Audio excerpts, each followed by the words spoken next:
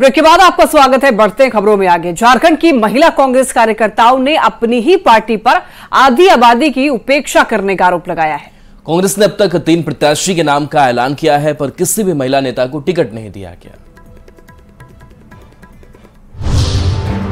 आधी आबादी का सवाल, कांग्रेस में बवाल।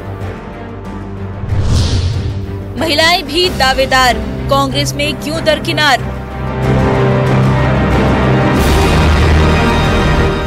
क्या झारखंड कांग्रेस को महिला उम्मीदवारों पर भरोसा नहीं है?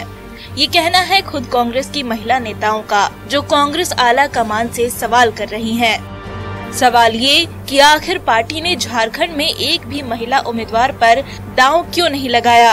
अब तक 3 सीट पर प्रत्याशी के नाम का ऐलान हो चुका है, पर एक भी सीट महिला नेता के खाते में नहीं गई। दरअसल कई दिनों के मंथन के बाद झारखंड से कांग्रेस के 3 उम्मीदवार के नाम का ऐलान किया गया।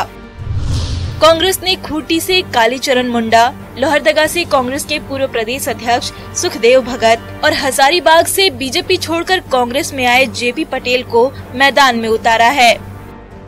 प्रत्याशियों के ऐलान के बाद जहां कांग्रेस को लग रहा था कि अब असमंजस की स्थिति दूर होगी, तो वहीं दूसरी ओर पार्टी की महिला नेता टिकट बंटवारे में महिलाओं की अनदेखी को लेकर आवाज मुखर करने लगी है। तो ये एक चिंतनीय विषय है, सोचनीय विषय है। और मैं सरकार की बात जब आती है तो उसमें भी महिला प्रतिनिधि नहीं होता है। साथ साथ प्रदेश कांग्रेस कमेटी ने भी आज तक बोर्ड निगम जो भी बना उसमें ना एक भी आदिवासी महिला हो या महिला हो, माने महिलाओं की वो भागीदारी सुनिश्चित नहीं किए हैं। तो कांग्रेस किस बात को लेके कहती है कि हम आधी आबादी को हम जगह देने की बात करते हैं।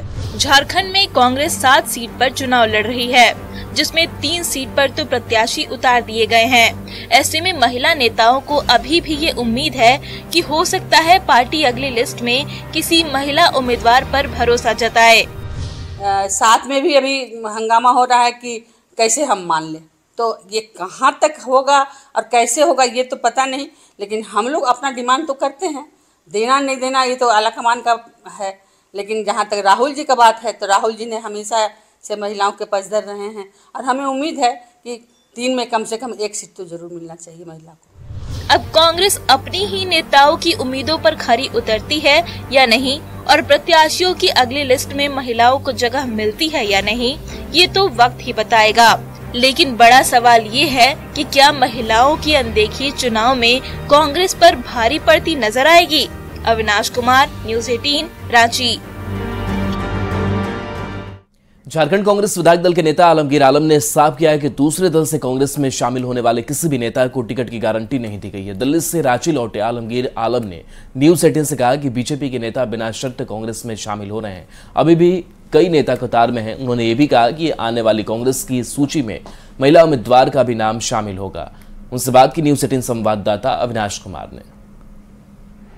और ये हमारे साथ सीएलपी हैं आलमगीर आलम, दिल्ली से लौटे हैं। सर, अब तो बाकी बची हुई सीटों को लेकर भी कई तरह के कयास चल रहे हैं। नहीं, कुछ नहीं, वही है जैसा होना है वैसा ही होगा।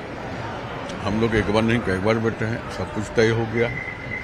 कुछ अखबारों में कुछ लिख दिया, लेकिन हम लोग का जो था कि हमारा यहाँ चौथा चरण से यहाँ पर शुरुआत हो रही है, तो चौथा और 5वां जो था उस चरण का हम लोग 3 सीट हमको मिला है। 3 सीट का नाम हम लोग डिक्लेरेशन किया, और 5वां और 6वां जो है 31 तारीख के बाद का भी 31 को क्या सीसी हो रही है? कहा जा रहा है कि 31 को सीसी होने वाली है। अभी एकदम कंफर्म नहीं है, लेकिन सीसी 31 तक हम लोग करेंगे। अच्छा आलमगीर जी, आज जैसे रामटहल चौधरी पार्टी में ज्वाइन किए, तो क्या जो अटकलें लगाई जा रही हैं कि रांची से वो दावेदार हैं, इस संभावना आप देखते हैं?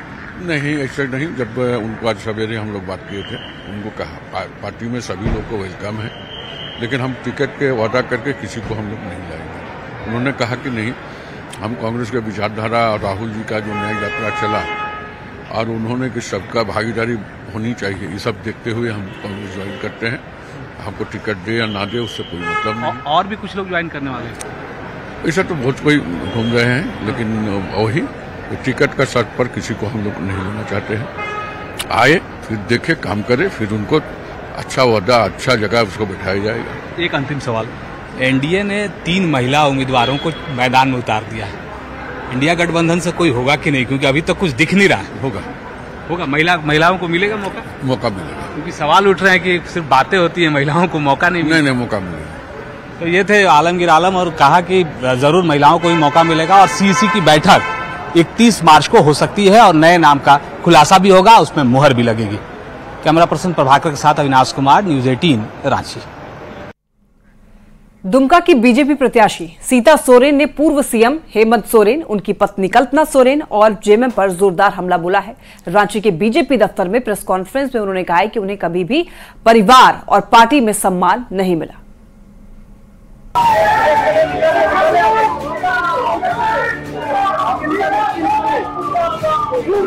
भगवा रंग में रंगी सीता सोरेन जैसे ही बिरसा मुंडा एयरपोर्ट से बाहर आई, बीजेपी कार्यकर्ता जोर शोर से नारे लगाने लगे। कार्यकर्ताओं का जोश देखकर सीता सोरेन का चेहरा खिल गया। तब तक बीजेपी कार्यकर्ता उन्हें फूल मालाओं से लाद दिया। एयरपोर्ट से सीता सोरेन बीजेपी दफ्तर पहुंची। यहाँ भी बीजेपी कार्यकर्ताओं ने उनका गर्मजोशी से स्वागत किया। इस मौके पर प्रेस कॉन्फ्रेंस को संबोधित करते हुए सीता सोरेन ने जेल में बंद देवर हेमंत सोरेन को आड़े हाथों लिया। जो मुझे उस जगह पर बहुत पीड़ा और सम्मान नहीं मिलने की वजह से इतना बड़ा जो निर्णय मैंने लिया, ये अपनी खुद की निर्णय है। ये किसी तरह से ये नहीं समझा जाए कि ये राजनीतिक कोई षड्यंत्र है। सीता सोरेन ने आरोप लगाया है कि सोरेन परिवार और जेएमएम में उन्हें कभी भी सम्मान नहीं मिला। वो दुमका के जामा मोड़ में स्वर्गीय पति दुर्गा सोरेन की प्रतिमा लगवाना चाहती थी, पति की मौत की जांच कराना चाहती थी, पर उनकी बातों को उनके देवर हेमंत सोरेन ने हमेशा नजरअंदाज किया है। गिरिडीह में कल्पना सोरेन ने पॉलिटिकल एंट्री ली, वहां भी दुर्गा सोरेन का अपमान किया गया। आदमगढ़ प्रतिमा जब मैं जामा मोड़ में कई साल से लगाना चाह रही थी, उसमें मैंने हेमंत जी को भी कहा था, लेकिन उन्होंने मेरी बात नहीं सुनी और मैंने कई बार उनके सामने अपने बातों को रखी कि उनकी मौत कैसे हुई, उसकी जांच होनी चाहिए, पर इसको भी उन लोगों ने ध्यान नहीं दिया। कल्पना सोरेन जी अपनी राजनीतिक कदम को झारखंड के धरती में रखे, गिरिडीह लोकसभा क्षेत्र गई। उस दिन भी स्वर्गीय दुर्गा सोरेन जी का अपमान हुआ है। जेएमएम से बीजेपी खेमे में शामिल होने के बाद सीता सोरेन पहली बार रांची आई है, तो एयरपोर्ट से बीजेपी दफ्तर तक कार्यकर्ताओं ने उनकी गर्मजोशी के साथ अगवानी की। संजय सिन्हा, न्यूज़ 18 रांची। जमुई लोकसभा सीट से सांसद चिराग पासवान के बहनोई अरुण भारती चुनावी मैदान में है। अरुण भारती ने कहा कि राजनीति से उनका पुराना संबंध रहा। उनके बाद डॉक्टर ज्योति कांग्रेस की सरकार में मंत्री के साथ विधायक और विधान पार्षद रही हैं। अरुण भारती ने कहा कि वो यहां बेहतर काम करेंगे। अरुण भारती ने चिराग पासवान और पीएम मोदी की तारीफ की। बागी उम्मीदवारों के आरोपों का भी अरुण भारती ने जवाब दिया है और लंदन से एमबीए करने वाले अरुण भारती ने कहा है कि वो किसी से कम नहीं है। चिराग जी का एक भावनात्मक जुड़ाव रहा है जमुई से, और जब हमारे अभिभावक स्वर्गीय रामविलास पासवान जी का निधन हुआ था, उसके बाद से ही हाजीपुर की जनता भी उनकी तरफ देख रही थी, और ऐसे में उनके लिए ये डिसाइड करना बड़ा डिफिकल्ट हो रहा था कि कैसे मैं हाजीपुर की जनता की आकांक्षाओं को भी पूरा करूं, कैसे मैं जमुई के जो लोग हैं उनकी आशाओं को भी कैसे पूरा करूं। इसके लिए उनके मन में उधेड़-बुन था। एक बाप का कर्ज एक बेटे को ही अदा करना पड़ता है। तब उन्होंने ये डिसाइड किया कि मैं हाजीपुर की जनता की आकांक्षाओं पे पूरा उतरूंगा, उनकी उम्मीदों को पूरा करूंगा, उनका भी बेटा बनूंगा मैं, लेकिन मैं जमुई को नहीं छोड़ सकता। इसके लिए फिर मुझसे बात हुई पार्टी के अलग अलग प्रोसेसेस के थ्रू, फिर मेरा चयन हुआ। आज मेरे आने के बाद मुझे ये पूर्ण विश्वास है कि जमुई की जनता मुझे अपना मत देगी, अपना विश्वास देगी, अपना आशीर्वाद देगी, मुझे अपना बेटा बनाएगी, और फिर जमुई को एक नहीं दो सांसद मिलेंगे। बेतिया में दूसरी क्लास की छात्रा का अपहरण और फिर हत्या मामले में एक नया मोड़ सामने आया है। पुलिस ने 4 आरोपी को गिरफ्तार किया है। पुलिस ने एक सीसीटीवी जारी किया है जिसमें एक युवक लड़की को साथ में ले जाता हुआ दिखाई दे रहा है। और बताया जा रहा है कि सीसीटीवी में दिख रहा युवक छात्रा का फुफेरा भाई है और परिजनों के अनुसार फुफेरा भाई भी पूरे मामले में शामिल है। परिजनों ने बच्ची के साथ गैंगरेप की हत्या का आरोप लगाया है। फिलहाल पुलिस पूरे मामले की छानबीन करने में जुटी हुई है।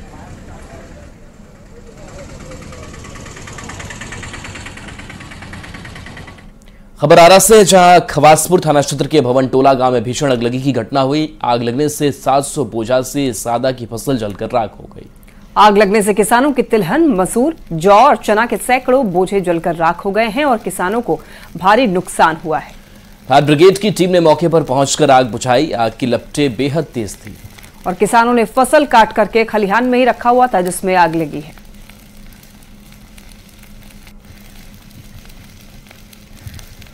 होली के दौरान दिल्ली, कोलकाता सहित तमाम जगहों से सिवान आए लोगों के लौटने का अब सिलसिला शुरू हो गया है, लेकिन यात्रियों का कंफर्म टिकट नहीं मिल रहा है, जिस कारण उन्हें किसी तरह जनरल टिकट को लेकर यात्रा करनी पड़ रही है। और ट्रेनों में काफी भीड़ भी देखी जा रही है। तो सिवान स्टेशन से ज्यादा जानकारी दे रहे हैं संवाददाता मृत्युंजय सिंह।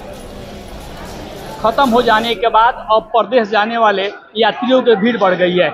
यह तस्वीर आप देख सकते हैं सिवान स्टेशन की है, जहां पे जो लोग भी होली में अपने घर आए थे, ऐसे में वो लोग अब जाने लगे हैं। यात्रियों की काफ़ी भीड़ है और उन लोगों को टिकट भी नहीं मिल रहा है, क्योंकि रिजर्वेशन नहीं मिलने से जो यात्री है वो काफ़ी परेशान है। परेशानी हो रही है जाने में? बहुत दिक्कत है सर, जाने में टिकट नहीं मिल रहा है होली के बाद, और रिजर्वेशन लेकर के जा रहे हैं हम लोग। ठीक है, टिकट भी नहीं मिल रहा है? टिकट नहीं है, अब मजबूरी में तो जाना ही पड़ेगा ना सर, किसी भी तरह से। होली के बाद घर आए तो क्या जाने का भी जनरल से जा रहे हैं, परेशानी है, थोड़ा बहुत परेशानी है। टिकट नहीं मिल रहा है, रिजर्वेशन अभी खाली नहीं है। खाने कोशिश करेंगे। कई ऐसे लोग हैं जो यहाँ पे बैठे हुए हैं, वेटिंग टिकट है, कंफर्म नहीं हो पाया है, तो कई लोगों की टिकट नहीं मिल पाई है। ऐसे में जो होली के समय में जो लोग भी यात्री घर आए थे, अब सिवान स्टेशन से वो लोग गंतव्य स्थान है दिल्ली, मुंबई, कलकत्ता से तमाम जगह जा रहे हैं। ऐसे में उन लोगों की टिकट नहीं मिल रही है। मृत्युंजय सिंह, न्यूज 18 सिवान। बेतिया में होली के बाद बिहार से जाने वाले ट्रेनों में खचाखच भीड़ है। बड़े पैमाने पर प्रवासी मजदूरों का पलायन हो रहा है। ट्रेनों में बढ़ती भीड़ को देखते हुए रेल पुलिस ने सुरक्षा बढ़ा दी है। नरकटियागंज जंक्शन पर बिहार से महाराष्ट्र जा रहे ट्रेन जो उसमें बहुत भीड़ देखने को मिली है और जायजा लिया संवाददाता मुन्ना राज ने। होली का पर्व समाप्त होने के साथ ही बिहार से पलायन भी शुरू हो गया है और मुंबई और दिल्ली जैसा शहरों के लिए जो ट्रेनें जाती है बिहार से, उसमें काफी भीड़ देखी जा रही है। तो हम नरकटियागंज में आपको तस्वीरें दिखा रहे हैं नरकटियागंज रेलवे जंक्शन की। और सुरक्षा व्यवस्था की बात करें तो जीआरपी ने चौकसी बढ़ा दी है और जो भी ट्रेनों में जिस तरह से नशाखुरानी सहित तमाम जो शिकायतें आ रही है उसको लेकर सुरक्षा की व्यवस्था बढ़ा दिया गया। आप देख सकते हैं तस्वीरों के माध्यम से जो भी ट्रेनें दिल्ली और मुंबई में जा रही है उस ट्रेनों में किस तरह से भीड़ आ रही है और रेलवे की पुलिस किस तरह से देख सकते हैं कि चौकस है। कई तरह के नशाखुरानी गिरोह से लेकर तमाम तरह के शिकायतें आ रही है और ट्रेनों में खचाखच भीड़ है। तो तस्वीरों के माध्यम से हम दिखाने की कोशिश कर रहे हैं। देखते हैं स्लीपर से लेकर सामान्य ट्रेनों की बात करें तो खचाखच भरा हुआ है और तमाम ट्रेनों जो भी बिहार से जो ट्रेनें जा रही है उसमें काफी भीड़ जा रही है। बड़ोदरा जा रहे हैं। क्या करते हैं वहाँ? रोलिंग मिल में काम करते हैं। रोलिंग मिल में। तो इधर किधर आए थे? होली में घर आए थे? जी। होली बिक्री जब वापस लौट रहे हैं, कितना परेशानी हो रहा है ट्रेन में? बहुत परेशानी हो रहा है। कैसे देखते? होली बाद अब जा रहे हैं बाहर, कहाँ जा रहे हैं? कोटा। वो वही रहते हैं लोग। क्या काम करते हैं? मछली का काम करते हैं। मछली का काम करते हैं। मछली का काम करते हैं। अब होली के बाद लौट रहे हैं फिर वापस। कितना परेशानी हो रहा है ट्रेनों में? बहुत भीड़ देखिए ना, भीड़ देखो कितना है। कैसे तुम जाइएगा यहाँ से? कैसे भी जमा ही पड़ेगा। सभी फोर्स के साथ और पदाधिकारियों के साथ सघन देख रेख में अपना यात्री को चढ़ाया जा रहा है सुविधा अनुसार। क्या सावधानी बरती जा रही है इसमें? कैसे भीड़ है यहाँ से जाने में? होली के बाद भीड़ बढ़ गई है स्टेशन में। तो देख सकते हैं तस्वीरों के माध्यम से। देखिए जो भी ट्रेनें बिहार से बाहर अभी जा रही है उसमें काफी भीड़ देखी जा रही है। और रेल पुलिस की बात करें तो जीआरपी विशेष तौर पर ट्रेनों की तलाशी कर रही है और जो भी लोग यहाँ बिहार से बाहर जो दिल्ली और महाराष्ट्र सहित तमाम राज्यों को जा रहे हैं उनको किसी तरह की कोई असुविधा नहीं हो, इसको लेकर रेल पुलिस चौकस है। और कुल मिलाकर कहें तो होली का त्योहार बीतने के साथ ही ट्रेनों में बिहार से जाने वाली ट्रेनों में काफी भीड़ बढ़ गई है, जिसको लेकर रेल पुलिस भी अलर्ट हो गई है। मुन्ना राज, न्यूज 18 नरकटियागंज। होली के बाद प्रवासी मजदूरों का अपने काम पर लौटने का सिलसिला जारी है। बिहार के सभी शहरों से देश की राजधानी या बड़े शहरों में जाने वाली ट्रेनों में सीट की मारामारी है। तो ऐसे में क्या है ट्रेनों की स्थिति, इस रिपोर्ट में देखिए।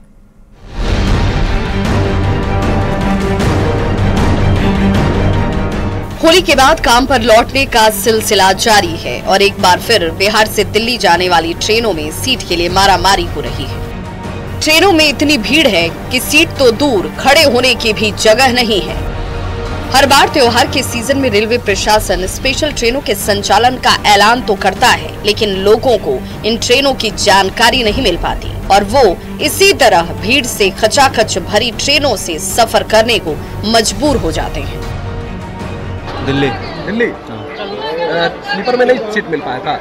नहीं, वेटिंग बहुत था। वेटिंग बहुत बता रहा था, नहीं मिला था। हाँ। मजबूरी में जाना था। हाँ। कहाँ जा रहे भाई जान? लखनऊ। स्लीपर में टिकट नहीं मिला? नहीं मिला। ये तस्वीर पटना स्टेशन की है। जब पटना की ऐसी स्थिति है तो छोटे शहरों की क्या हालत होगी, आप इसका अंदाजा लगा सकते हैं। गोपालगंज से खुलने वाली टाटा जयनगर, गोमती नगर, छपरा समेत कई ट्रेनों में रिजर्वेशन की सीटें पहले से ही फुल हो चुकी हैं। लिहाजा बस से भी लोग अब काम पर लौटने लगे हैं। गोपालगंज से दिल्ली, हरियाणा, पंजाब समेत अन्य शहरों में हजारों की संख्या में हर रोज प्रवासी लौट रहे हैं।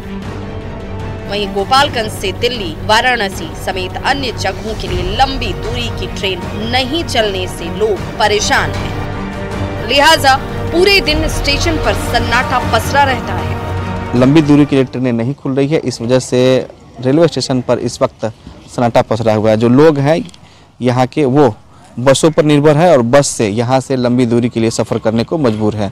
हालांकि गोपालगंज के थावे जंक्शन से टाटा जयनगर ट्रेन और पाटलिपुत्रा गोरखपुर एक्सप्रेस चलती है।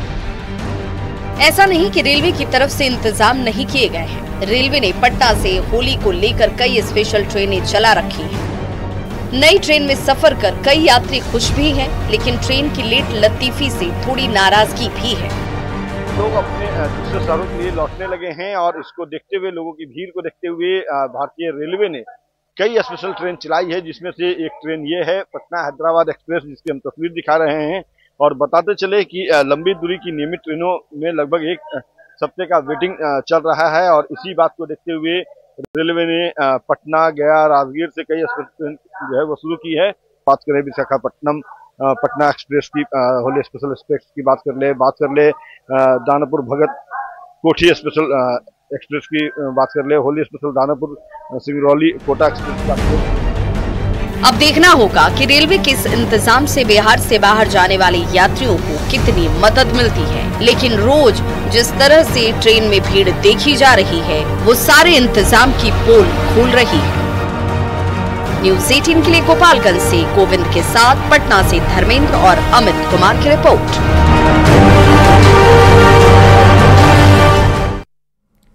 मुजफ्फरपुर जिले के सदर अस्पतालों में जल्द ही माइक्रोबायोलॉजी जांच के लिए वेट लैब शुरू हो जाएगा। पायलट प्रोजेक्ट के तहत इसे मुजफ्फरपुर और नालंदा में खोला जा रहा है और निजी संस्थान फाइन इसकी देखरेख करेगी। सदर अस्पताल के अधीक्षक डॉक्टर BS झा ने बताया कि लैब खुल जाने से सदर अस्पताल में AES, जेई समेत सभी माइक्रोबायोलॉजी जांच हो पाएगी। और अभी माइक्रोबायोलॉजी जांच के लिए सैंपल मेडिकल कॉलेज भेजना पड़ता है और इसके अलावा यूरिन कल्चर की जांच भी सदर अस्पताल में हो सकेगी। वेट लैब 15 अप्रैल को खुलने की उम्मीद है। एक संस्था है फाइंड, जो मेरा डेवलपमेंट पार्टनर है और वो राज्य स्वास्थ्य समिति और सरकार के सौजन्य से MCH बिल्डिंग में मैंने जगह चिन्हित कर दिया है, जिसका कार्य तेजी से चल रहा है। जो पैथोलॉजी और ब्लड बैंक के सारे कार्य हमारे सदर अस्पताल में हो रहे थे, लेकिन माइक्रोबायोलॉजी और कल्चर नहीं हो पा रहा था, तो वो लैब बहुत ही शीघ्र यहाँ काम करेगा और उसकी कार्य प्रगति है। 31 मार्च 1974 को पटना से ही विश्व का पहला कॉपर डाक टिकट शुरू हुआ था और उसी के मद्देनजर 250 साल पूरे होने पर पटना GPO में एक कार्यक्रम का आयोजन किया गया है। 31 मार्च से एक साल तक कुछ न कुछ कार्यक्रम होंगे, तो वहीं डाक विभाग की तरफ से एक अलग से डाक टिकट भी जारी किया जाएगा। पहली बार डाकघर में, जो डाकघर को आम आदमी के लिए खोला गया था 1774 में, और आम लोग इसका कैसे यूज करें, सिस्टम कैसे होगा, उसकी शुरुआत कहें, उसका ईजाद कहें, उसका प्रारंभ कहें, पटना से शुरू हुआ था 1774 में। उस समय इस शहर का नाम था अजीमाबाद, इसलिए, और उसके लिए एक कॉपर टिकट, ताम्र टिकट या कॉपर टिकट कहें, जारी किया गया था। इसलिए उसका टिकट का नाम था अजीमाबाद 1 अन्नी, अजीमाबाद 2 अन्नी। खबर दानापुर के फुलवारी शरीफ से है, जहां मानवाधिकार और दूध उत्पाद के नियमित सेवन विषय पर एक संगोष्ठी का आयोजन किया गया, जिसमें मानव अधिकार संगठन के प्रेसिडेंट AM प्रसाद और सुधा डेयरी प्रोजेक्ट के MD रूपेश कुमार भी मौजूद रहे। संगोष्ठी में बताया गया कि दूध उत्पाद सुरक्षा की जरूरत है और फंडामेंटल राइट्स भी है कि उसकी सुरक्षा हो। ये अवेयरनेस इसलिए ज़रूरी है कि हम इसको, आप भले fundamental right under the Indian constitution ना हो, लेकिन इसको हम फंडामेंटल ह्यूमन राइट समझते हैं कि हर व्यक्ति को, हर आदमी को एक न्यूट्रिशियस और हेल्दी फूड मिले।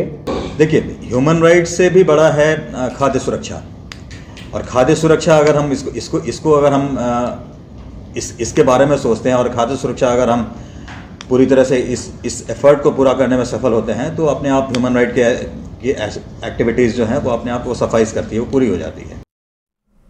बिहार के सीमांचल में रोजगार न मिलने के कारण बड़ी संख्या में मजदूर रोजाना रोजगार के लिए अन्य प्रदेश जाते हैं। सरकार की तरफ से मनरेगा योजना के तहत इसे रोकने का भरपूर प्रयास किया जाता है। सरकार ने मजदूरों की मजदूरी में भी बढ़ोतरी की थी, जिसके लिए स्थानीय मजदूर इस बढ़ोतरी के लिए सरकार का आभार तो जताते हैं, लेकिन इस मजदूरी को नाकाफी बताते हैं। मजदूरों ने सरकार से दैनिक मनरेगा के 400 से 500 रुपए तक की मांग की है। मनरेगा मजदूरों से बातचीत की है संवाददाता सुब्रत ने। सीमांचल के इलाके में पलायन एक सबसे बड़ी समस्या है। मनरेगा के सहारे सरकार मजदूरों के पलायन को रोकने की भरपूर प्रयास किया है और अब मजदूरी 228 से लेकर 245 तक पहुंचा है। लेकिन इसको लेकर नए सरकार फिर आने वाले हैं और नए सरकार से मजदूरों को क्या उम्मीद है, कितना जो मनरेगा के मजदूरी बढ़ा है उससे कितना संतुष्ट और क्या उम्मीद है, जरा बात कर लेते। लमसम 500-400 होना चाहिए कम से कम, तब न महंगाई का जमाना आ गया है, इसमें थोड़ा पेट भरेगा, इसीलिए बाहर चल जाता है परदेश आदमी सब भाग कर को। अच्छा, ये अगर मजदूरी ठीक ठाक मिलेगा तो तब तो यही काम करेगा। पूरा संतुष्ट नहीं है, इससे होता नहीं है सर, घर परिवार नहीं चलता है सर। हाँ, इसके लिए सर मजदूरी बढ़ना चाहिए सर, कम से कम 400 रुपया 500 रुपया होना चाहिए। हाँ, बढ़ाएंगे तो सर मजदूरी जो तो बाहर आदमी खटने के लिए नहीं जाएंगे सर, यहीं पर रहेंगे, बिहार में ही रहेंगे। हाँ सर, बढ़ा तो है लेकिन उसमें संतुष्ट नहीं है सर, उसमें घर परिवार चल नहीं पाता है। तो हम लोग रिक्वेस्ट करते हैं आने वाले सरकार से कि कम से कम मजदूर का जो है 500 रुपया मजदूरी किया जाए। सुब्रत, न्यूज़ 18 कटिहार। लोकसभा चुनाव को देखते हुए उत्पाद विभाग की टीम एक्शन में है। इसी कड़ी में सिवान के तरवारा थाना क्षेत्र में डॉग स्क्वाड की टीम ने ड्रोन के जरिए 10 शराब भट्टी को ध्वस्त किया। टीम ने इस दौरान देसी शराब बनाने की सामग्री 5000 क्विंटल जावा महुआ के साथ 150 लीटर देसी शराब को भी जब्त किया। वहीं छापेमारी टीम को देखते हुए शराब तस्कर मौके से फरार हो गए। उत्पाद टीम शराब तस्करों की गिरफ्तारी के लिए कार्रवाई कर रही है।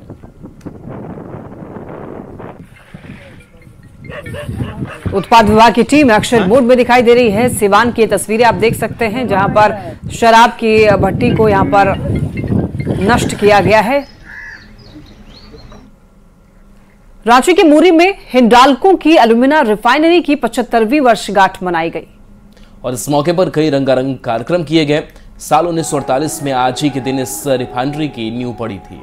सालों बाद ये रिफाइनरी अब पूरी तरह से हाईटेक हो गई है और साथ ही यहाँ वर्ल्ड क्लास का एल्यूमिना तैयार किया जा रहा है। यही नहीं, रेडमड की समस्या से निजात पाते हुए इस प्लांट से निकलने वाले रेडमड का इस्तेमाल सीमेंट और ईंट बनाने में होने लगा है। और इसी के साथ इस बुलेटिन में फिलहाल के लिए इतना ही। तमाम खबरों के लिए आप देखते रहिए न्यूज़ 18।